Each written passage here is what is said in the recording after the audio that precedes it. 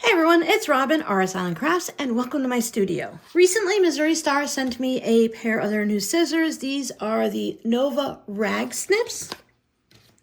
And I thought today we'd test them out by making some rag coasters. If you've ever made a rag quilt or one of those fleece blankets where you have to snip along the edges, you know real quick that just using regular scissors is very difficult. It gives you a lot of hand fatigue, making some rag snips really an essential tool. The handles are comfort focus, which reduces hand strain. What we're making today is just going through a couple layers of quilting cotton, but you can also do this with denim or other thick layers of fabric. And by having something that fits nicely in your hand and eases the strain is really important. The blades are sharp all the way to the tip. We all know just by using scissors how important it is to have sharp tips to your scissors. It allows you just to go and take little snips all along the edge without having to go in like this and use the full force of the point where the two blades connect there, because at any time you could accidentally cut past where you want.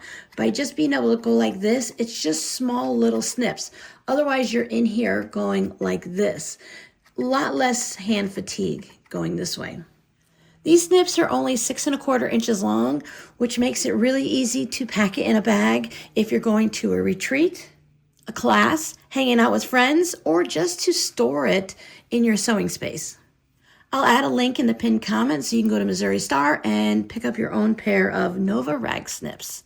Let's get started on our coasters. I made these 2 rag coasters over on Instagram. I used leftover charm squares. Starting with a 5-inch square for a rag coaster is really a great size.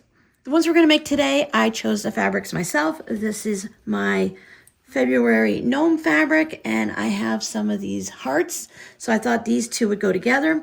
I have 5-inch squares, 2 of those. I like to cut my batting an inch smaller so that it doesn't end up in my frayed edges. If you want something that's going to fill up all the way to the edge, you can go ahead and replace your batting with a piece of flannel. Process is super simple. We have one of our fabrics with the wrong side facing up.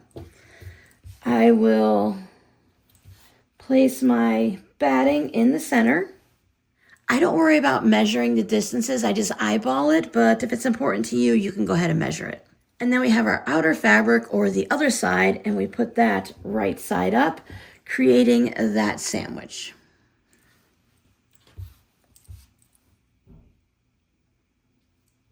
If you need a little help holding your layers together, you can add a couple pins.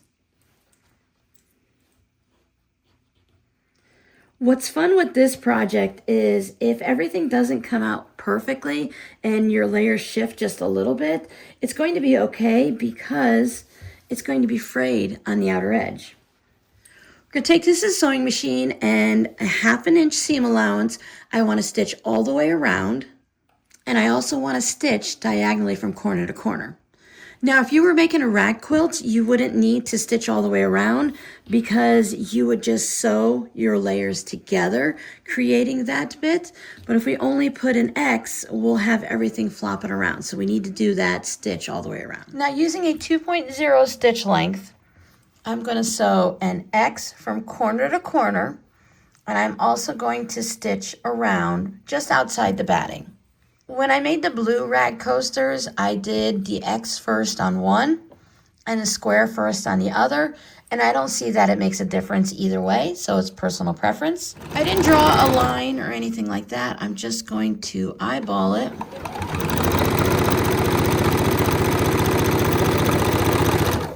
If you were making a bunch of coasters, you can chain piece it at this point.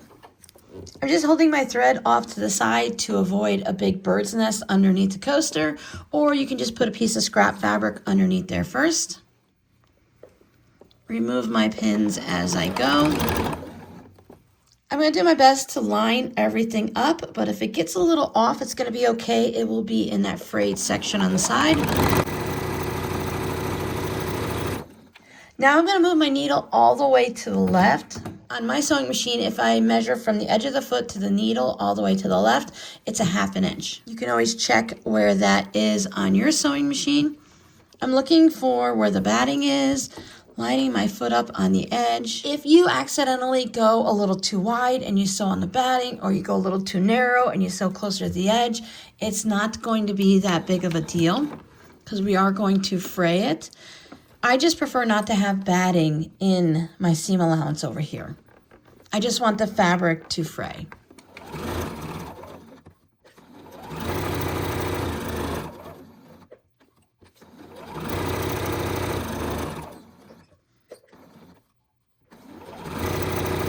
And then when I get past where I started a little bit, I'll just backstitch. We have a little safety switch there to keep our scissors locked. This is the spring that makes it automatically open back up. Now what we're gonna do is we're gonna snip and we're gonna go just shy of the stitching line that we did all the way around. And you can put them as close or as far apart as you want. I do about 1/4 inch. I just let my hand go snip, snip, and wherever it goes, it's gonna be fine. If while doing this, you accidentally snip into your sewing line, just take it back to the sewing machine and do a new stitch line just on the inside so that we don't have to worry about anything coming apart. Gentle squeeze, light squeeze, and doesn't take much pressure. Remember, it opens back up because of the spring, and you can just go on and down and all the way around. And by using the tips, it just goes a lot quicker compared to going in with this section right there. I always worry, and I go a little bit slower because I worry that I'm going to snip through the line. But with just the snips like this, it makes it a lot easier. Now, from the videos I've seen in the past about people doing rag quilts, some people cut this corner out because when you put a snip here and you put a snip there, the corner will come out on its own anyway. So it's up to you whether or not you want to have that corner there. Sometimes I just come into the corner diagonally and then I can just continue snipping, and that will give it a little bit of fray in the corner. Personal preference, the more item that's been ragged like this is washed, the more it kind of frays and softens up on the edge. Once I'm done snipping both of these February coasters, I'm going to throw them into the wash machine with a couple of towels for agitation to help it loosen all those up and get them to fray a little bit more.